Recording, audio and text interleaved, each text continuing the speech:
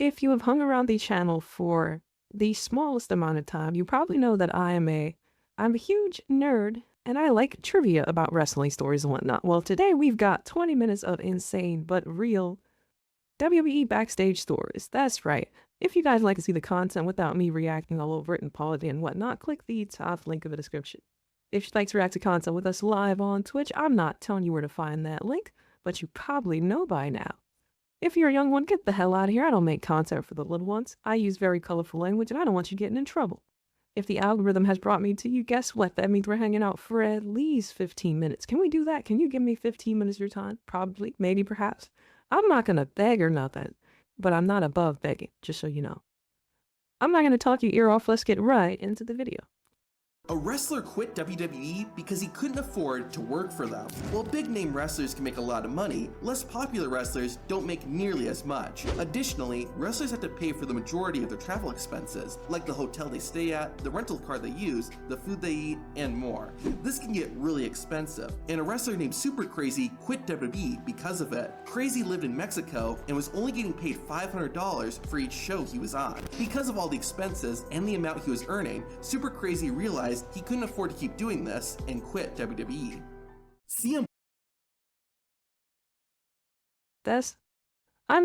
Respectfully though, I understand. Like, yo, my salary is not covering all this. Like, how am I in the negative and I'm getting paid to do this? How am I in the negatives right now? 500 for doing flips. You gotta give me more money than this. Said, hey, future me. Yeah, that's crazy. Punk tried to ban his own mother from attending WWE shows. In 2013, Punk revealed he had given his mom over $100,000, but she threatened him once Punk stopped sending her money. One of the threats was to release potentially embarrassing information about her son, which CM Punk thought had to do with him getting arrested while in school. Punk filed a restraining order against his mom, which was granted. Was mom he trying also to asked the court to blackmail ban them? her from WWE shows, but it wasn't revealed if the judge granted that request. Andre the Giant was once arrested. In 1989, Andre was wrestling a match against the Ultimate Warrior in Cedar Rapids, Iowa. A local cameraman was there to film the show, but Andre told him not to record his match. The cameraman didn't, but for some reason, Andre thought he did. The Giant slapped the man and destroyed the camera. That man is dead. There's no way that man is alive. Andre not slapping you in the confines of the ring means that you got hit with a fucking frying pan across your chest. That man is gone. He got hit so hard he turned into sparks and dissipated. That cameraman is not here. I don't even think he meant to break the camera. He just grabbed it. He just picked the camera up and the shit just liquefied in between his fingers.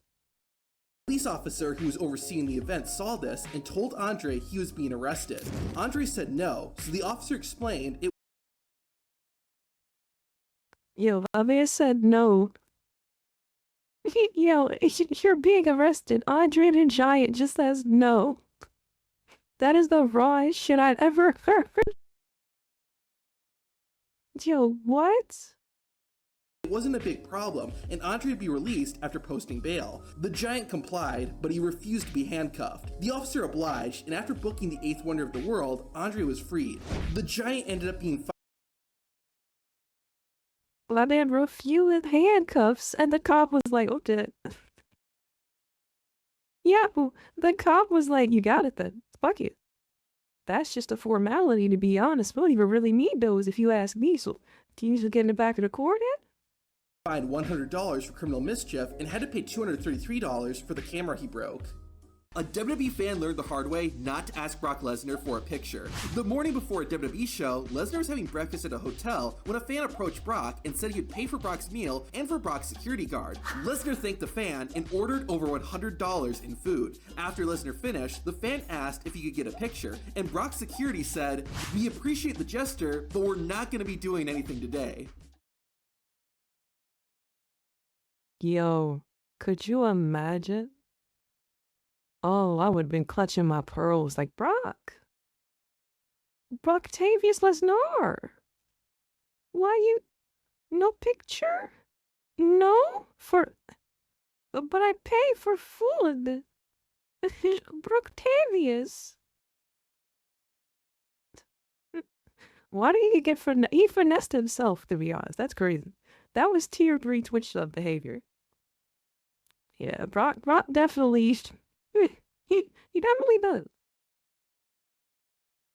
I did hear about Andre flipping someone's car, by the way. He would have to flip that shit back over, because I'm not even going to embarrass myself trying to flip that shit back over. Like, what the fuck? Daniel Bryan stood up for himself and almost got in trouble. Shortly after he made his WWE debut in 2010, Daniel Bryan was waiting at an airport for his flight. Ezekiel Jackson, another WWE wrestler who had been there longer than Bryan, told Daniel he was taking Daniel's seat on the plane because it was nicer than his. Normally, newcomers to WWE are supposed to give up their seats to veteran talent, but Daniel Bryan didn't. Bryan said he would have gladly given up his seat to Ezekiel Jackson, but since Jackson asked so rudely, Daniel wasn't going to. William Regal, a wrestling legend who was sitting nearby, stood up for Daniel Bryan and said to Ezekiel, "Do you even know who you're talking to? This man is like a son to me and has more talent in his little finger than you have in your entire body." Like, how do you not take that?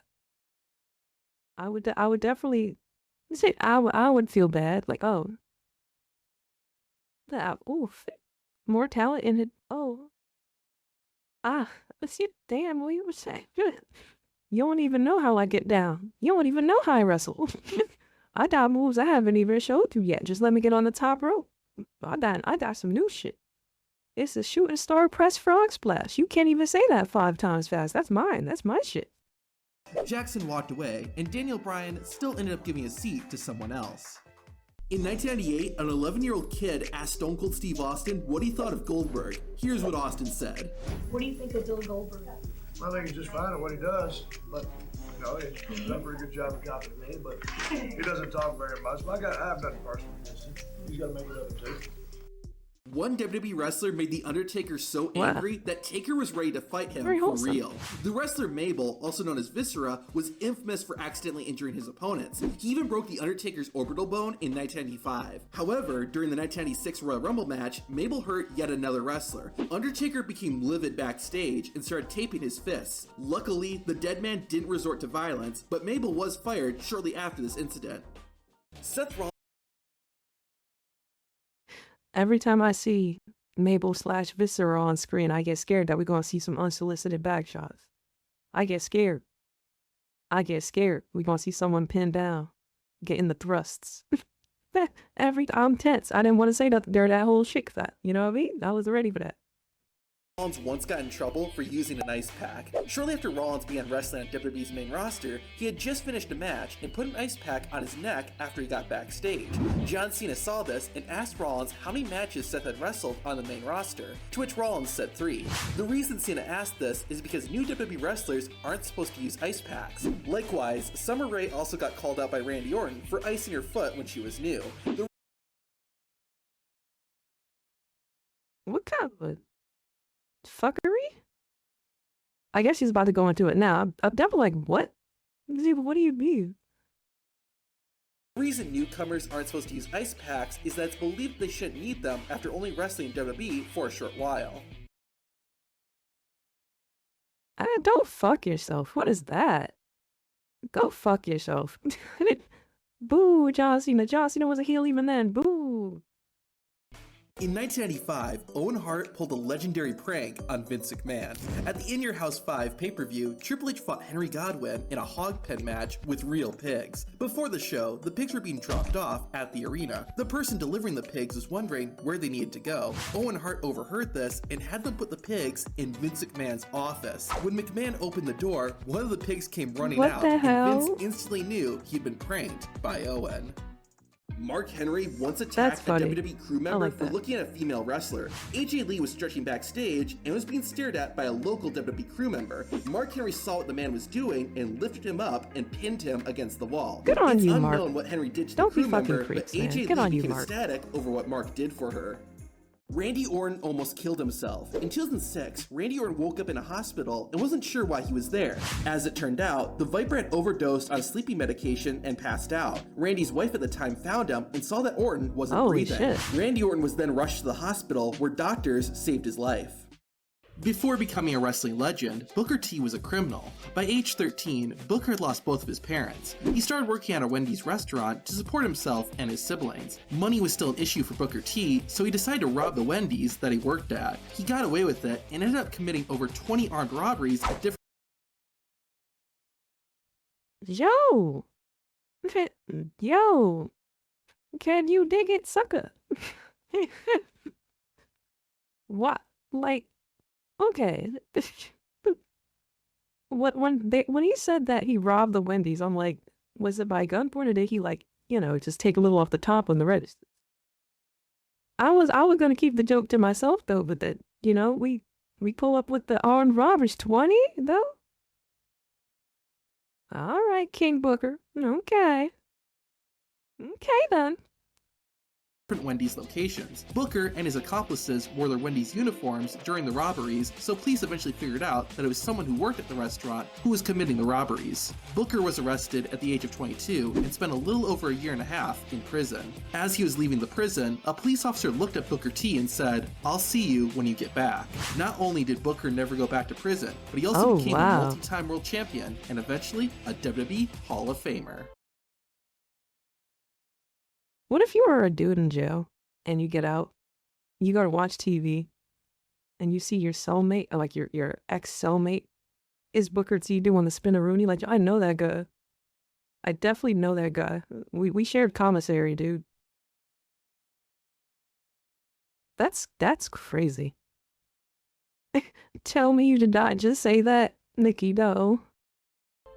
Shawn Michaels was paid $750,000 a year for 4 years to do basically nothing. At the 1998 Royal Rumble, Shawn Michaels broke his back and soon had to retire from wrestling. While he would make appearances on TV from time to time, Michaels was not used often in WWE. Former WWE commentator Jim Ross revealed that despite not doing much, WWE still paid HBK $750,000 a year.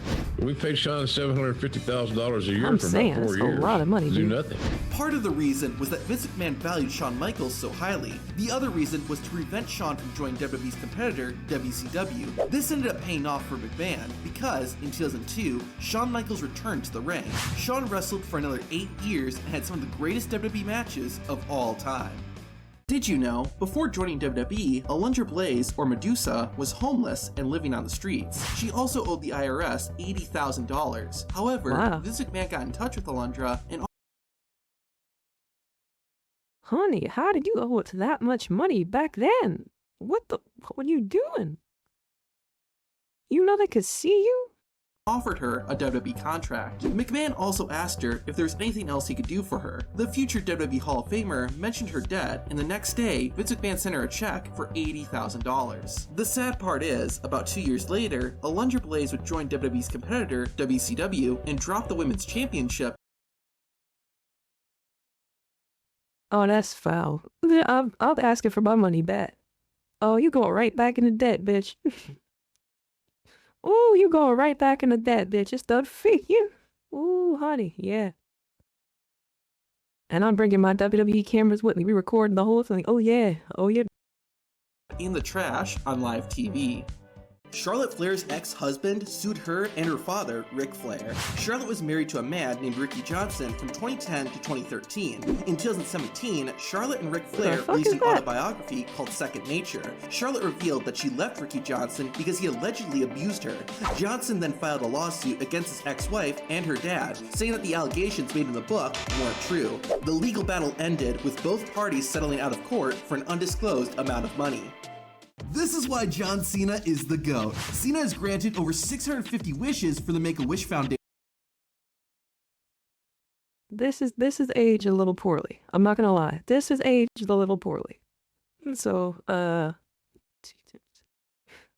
now he's breaking wishes. Those kids from Elimination Chamber Day are like, what the fuck? Yo, we about to see Cena come back bald with a full beard, bro. It's time. It's easy to say that Cena did all that just to make himself look good, but that's not true at all. John Cena did not want to publicly share the wishes he was granting, and for a while, he didn't. Cena only agreed to after Vince McMahon told him that letting people know about the work Cena was doing would make them more inclined to get involved and support Make-A-Wish. A WWE wrestler was going to kill Paul Heyman on live TV. Tommy Dreamer was the heart and soul of ECW, but during his time with the company, he turned down much better contracts with WWE. This was due in part to the owner of ECW, Paul Heyman, persuading Tommy to stay. When ECW went out of business in 2001, Dreamer was left without a job and forced to live with his parents. Dreamer also learned that Heyman had secretly been getting paid by WWE for years. Even worse, Tommy was told he was going to make his WWE debut at WrestleMania 17, but plans fell through. This put Dreamer in a very dark place, and he got a hold of a gun. His plan was to go to WrestleMania 17, jump the barricade, shoot Paul Heyman, who was doing commentary, and then turn the gun on himself. Holy shit. What? As he was contemplating all this, Tommy Dreamer got a call from a number he didn't recognize. He let it go to voicemail, and the recording said, "Hey Tommy, it's Jim Ross. Just want to let you know we are still thinking about you. We are gonna get it done. Just gotta hang tight. Thank you." This is all. Yo, that single call definitely changed history, bro. What the fuck? That is crazy, dude. Yo, alternate timeline that's the darkest version. Oh my goodness. Dreamer needed to turn everything around. A WWE wrestler once went to jail for doing something pretty disgusting to a flight attendant. In 1997, William Regal was flying from Tokyo to Detroit. While on the plane, the English wrestling star took some pills and went to the bathroom. He didn't close the door all the way, so a female flight attendant came over. William Regal was already doing his business, so when he turned around to face her, he started peeing on the woman. The flight made a stop in Anchorage, Alaska, and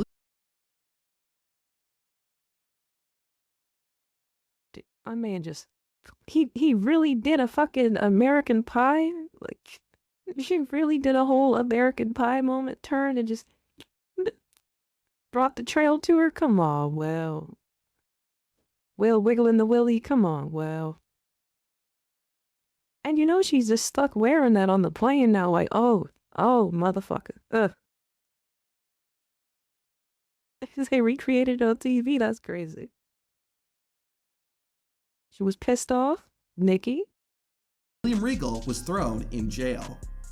A teenager once sued The Rock, Triple H, and WWE. In 2011, an 18-year-old named Ralph Basham from Kentucky filed a lawsuit claiming he was injured while attending a WWE show in 2000. During the event, The Rock and Triple H were having a match and at one point started fighting amongst the crowd. According to the lawsuit, a woman got knocked over and landed on Basham, injuring his right knee. The teenager said the injury didn't allow him to compete in sports and affected his childhood. Since WWE refused to cover any expenses, this led to the 18-year-old suing the company as well as The Rock and Triple H. The lawsuit went on for nearly 4 years until the teenager agreed to dismiss the case. While it's unknown, it's likely WWE and or Triple H and The Rock gave the teen some money in order to get him to let it go. Bobby Lashley got fired from WWE for complaining about money. In February 2008, Bobby Lashley was released from WWE while recovering from an injury. According to former WWE wrestler The Sandman, the reason WWE fired Lashley was because he complained about how much he was paid for his WrestleMania 23 match. Sandman said that the Almighty was given $500,000 for his Battle of the Billionaires match with Umaga. Apparently, Lashley felt he deserved more, which angered Vince. $500,000 for a match like that? Bro. I will literally do a Shane McMahon elbow drop fit off the Hell of the Cell onto concrete for $500,000. I will take any bump you need me to for $500,000 in one match. What the fuck are we talking about? Man, ultimately leading to Bobby's release less than a year later. A wrestler once died and still wrestled the same day. While driving to a show in Milwaukee, Wisconsin, the hell kind of tagline is that? What? WWE and ECW wrestler The Sandman overdosed on an opioid called Nubang, which killed him. The wrestlers that he was driving with pretended not to know him and dropped Sandman off at a nearby hospital. The medical staff shot adrenaline into Sandman's heart, which thankfully brought him back to life. The Sandman still made the show and wrestled as if he hadn't died earlier that day.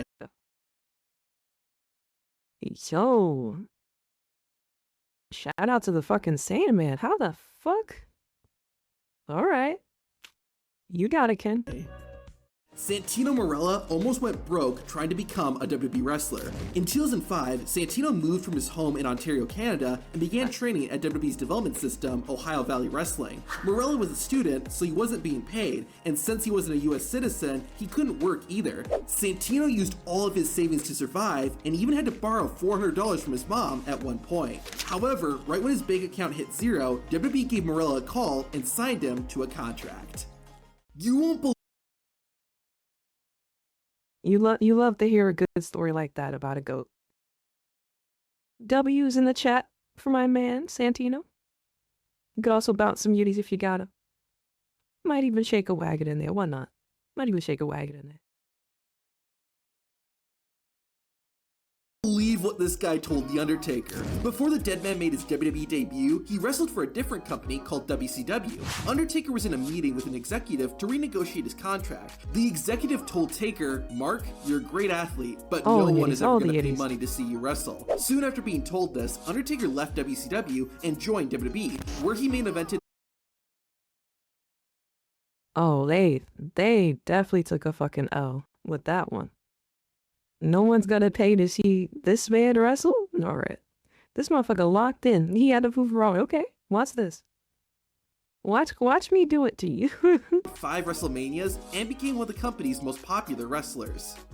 WWE actually encouraged a wrestler to physically hurt another competitor. In 2005, Chris Masters made his WWE debut. Backstage, WWE officials were pressuring Masters, telling him his career would be over if he messed up his first appearance. They told Chris to hit his opponent, Stevie Richards, hard, even saying, "Don't worry, it's only Stevie." Chris Masters did what he was told. That's fucked up, actually. That's disrespectful as fuck. It's only Stevie? Don't treat the guys on the card like that, man. That's fucked up. I don't like that. Boo! And unsurprisingly, he broke Stevie Richards' nose. Oh, they could bruise him. Oh, man. Masters was in tears after the match. It's Joe. However, Stevie Richards comforted Chris Masters and told him it was all okay. Andre the Giant was a legendary drinker. The man famously drank 119 12-ounce bottles of beer over the course of 6 hours. One time, Andre the Giant was at a hotel and got so drunk that he fell asleep in the lobby. Pray Nobody for his could wake fucking him up, liver, and he was dog. so big that it was impossible to move him. The hotel staff ended up leaving Andre on the floor, and the Giant slept the entire night in the hotel lobby. Yo, could you imagine trying to book a room in the hotel? You look over, it's like, yo, is that a prop? What the fuck is that? Yeah, what is that in the middle of the floor? What? Like, huh? I bet they really just had to leave him there like, yo, we don't even have to pay for a room, to be honest. This how we gonna get him out? Yo, this bed has to be fucking massive, by the way. This bed has to be massive. Becky Lynch and Seth Rollins bring their 1-year-old daughter with them everywhere they go, including WWE shows. Becky revealed in an interview that during an episode of Monday Night Raw, she opened the show, then went backstage, put her daughter to bed, and then went and did guest commentary. Lynch also said that while it is tough traveling with a baby, it makes everything more rewarding and fulfilling. WWE Hall of Famer Sting nearly died in 1997. On Monday Night Nitro, Sting rappelled from the rafters for the very first time. Moments before that happened, Sting was told to step over the railing and be prepared to jump down. Just then, the stunt crew realized that Sting's gear was on backward and they had to fix the rope while Sting was standing on the edge. What the fuck? Yo, we could have lost Sting like that. Those fucking rafter stunts are not worth it. Not worth it. We've seen some iconic ass entrances off the rafters though, but man, hell no. That would have been a whole chunk of history just gone if we lost Sting like that on the first one, on the first entrance like that. The icon revealed in an interview that had he jumped, he would have fallen to his death. Did you know? In 2011, Mark Henry was told to go out to the ring and wrestle a match against Sin Cara. However, Sin Cara never came out, and the entire thing was a prank pulled on Mark Henry. Henry felt disrespected and became so mad that he was going to quit WWE. Vince McMahon later apologized, but thought that the anger Mark Henry experienced would make for a great. Yo, what do you mean? What do you mean they told him to just go out there? Ooh la la. St. Paul is coming out, and then everyone just looks around like, yo, hey, yo. Was that shit like live? Like, was it at an actual? Oh, they turned it into the Hall of Pain? Okay, that's tight then. DJ, thank you for the sub. Appreciate you. That's fire then, that they did the Hall of Pain after that. Character. This then created the Hall of Pain storyline that eventually led to Henry becoming World Heavyweight Champion. Batista broke a WWE That's rule sick. and had to I pay like over that. $100,000. In Good on Vince 2008, for making that one WWE right. made the controversial decision to go from TV-14 to PG. Some fans weren't happy about this, and even some wrestlers felt it was the wrong decision. One of the reasons was that wrestlers were no longer allowed to bleed. Batista didn't like it and decided to bleed during a match against Chris Jericho. The Animal knew there'd be consequences, but he didn't realize how bad it was going to be. Batista was fined $100,000, while Chris Jericho, the referee, and the producer for the match were each fined $5,000. Batista nobly covered the 3 fines on top of his own, forcing him to pay $115,000. The Big Show once pooped Damn. himself while wrestling a match. During a WWE show in South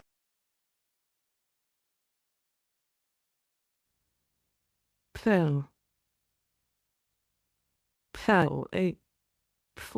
You, like, quite literally, like, I'll say this to anybody who's grown, but, like, you are quite literally too damn big to be shitting.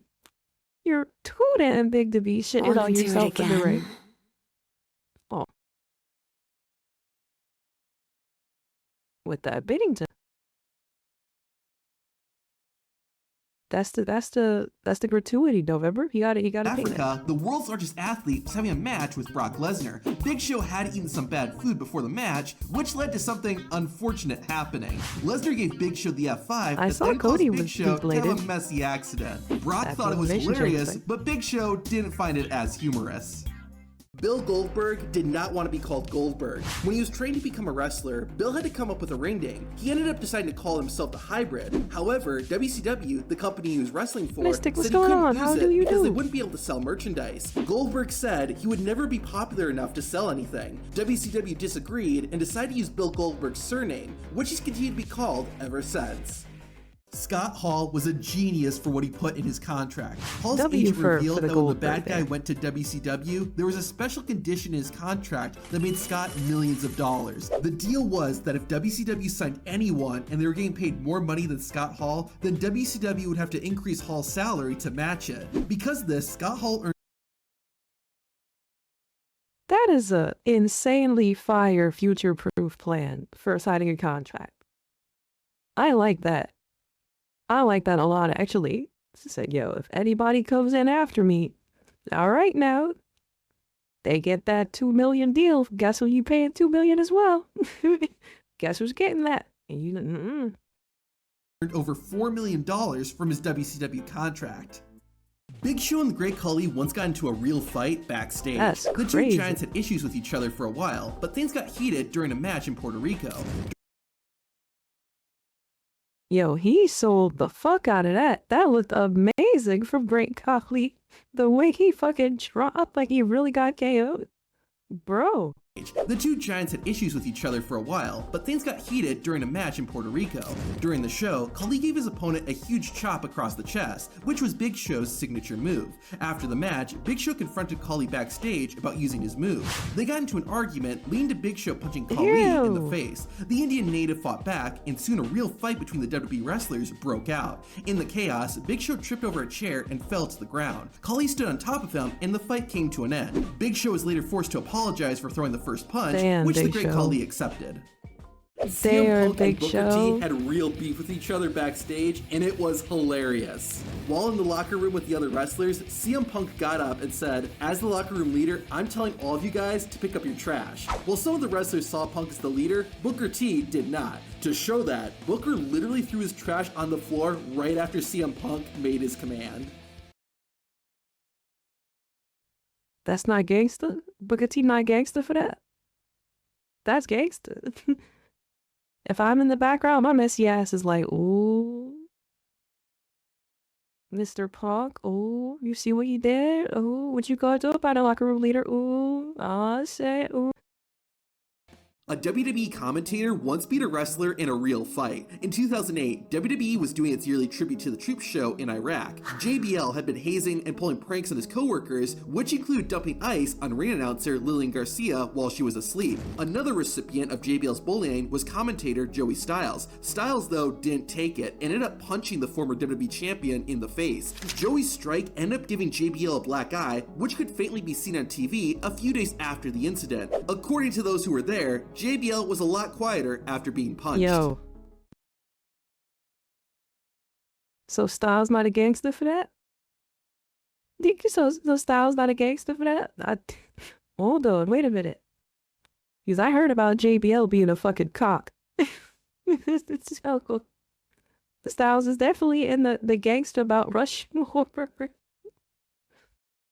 Why did Triple H change his attire and start wearing biker shorts? In 2003, at a non-televised WWE event in San Jose, California, Triple H wrestled his first ever match against Goldberg. During the fight, Triple H got injured and tore his groin. To help him walk, the game had to start wearing biker shorts. However, the shorts were so tight that multiple people had to help Triple H get into them.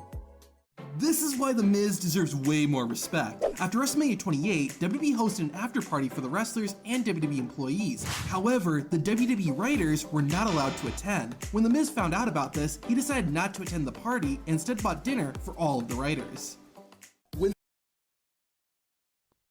Fucking huge W for The Miz. You know what? You know what that just did for me, Mr. Miz? I respect you so much. Guys, we're watching The Marine 2 this weekend, starring The Miz. Pull up to the stream this weekend and we're gonna watch The Marine 2. Let's fucking go. Hell yeah, that's good politicking. He knew he was doing, and it worked on me too, so guess what? We're here watching The Marine 2 this weekend. If you're watching this video after the week it's been posted, you missed it. That's 10. Ew, we're watching The Marine 3. Starring The Miz. When Sin Cara came to WWE, he was really excited to meet Curt Hawkins, but it's not for the reason you're thinking. Curt was surprised by this, considering he had only been in WWE for a few years and hadn't wrestled in many big matches. After talking with his co-workers, Curt found out that the reason Sin Cara was excited to meet him was because Sin Cara thought Curt Hawkins was Edge. Oh, no. No. I thought you were Edge, bro. Do it. Good. Aw, shit.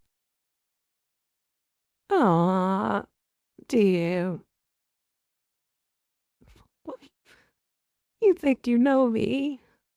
John Cena once refused to lose the WWE Championship to a younger wrestler. In 2010, Jack Swagger won the Money in the Bank contract at WrestleMania. The next night on Raw, Swagger attacked and was ready to cash in about on the Jack WWE Swagger, champion. dude. However, Cena recovered before the All-American American could use his Money in the Bank contract.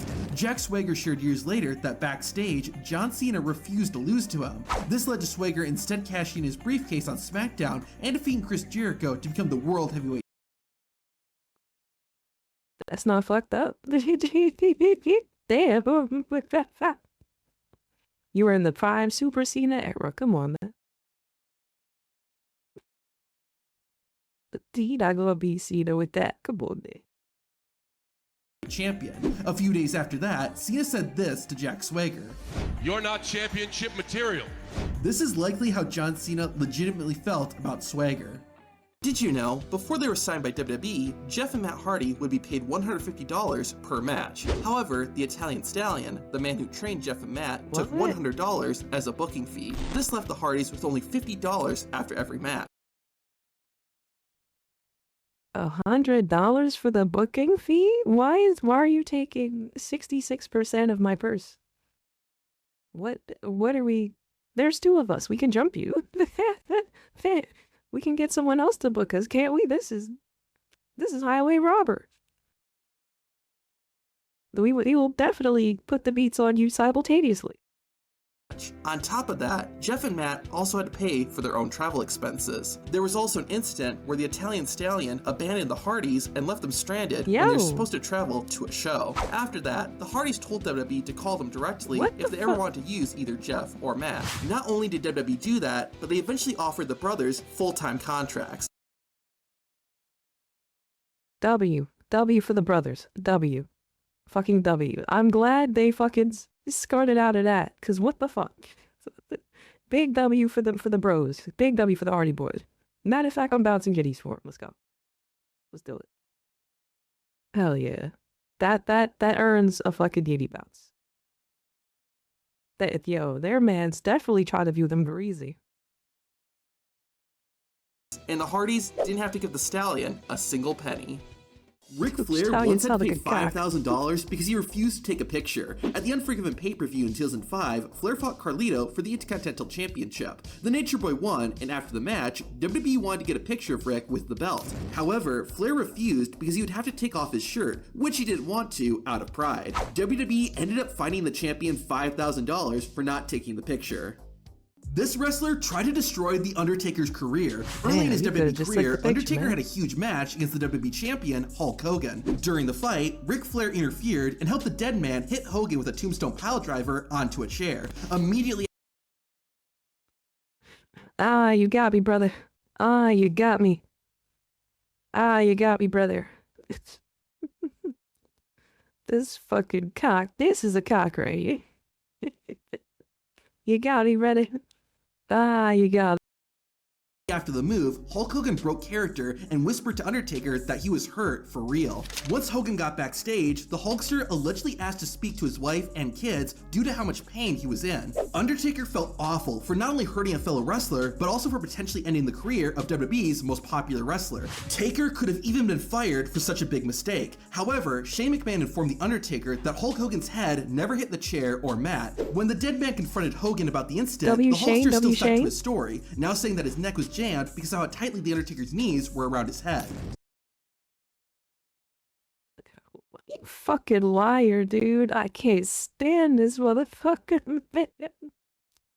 Oh yeah, nah, I wasn't, cause my head didn't hit the chair. You held me so close, bro. My shit, it locked up on me. I do that sometimes. So, shit, my bad, bro. You got me, bro. You got me, bro. Despite that, Hulk Hogan continued to wrestle for over a decade, and The Undertaker went on to become one of the greatest of all time. Absolutely insane.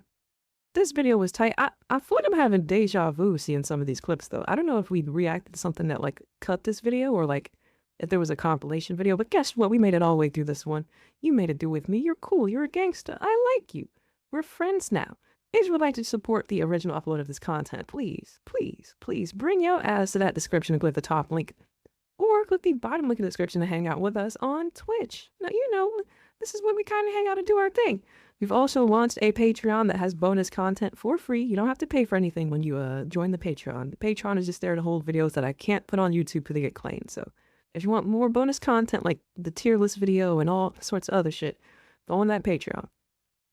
What else? And yeah, we watched the Marine 3 this weekend. So we might even put watch alongs on the goddamn Patreon. You never know, right? That'd be cool. That'd be a cool thing. Yeah.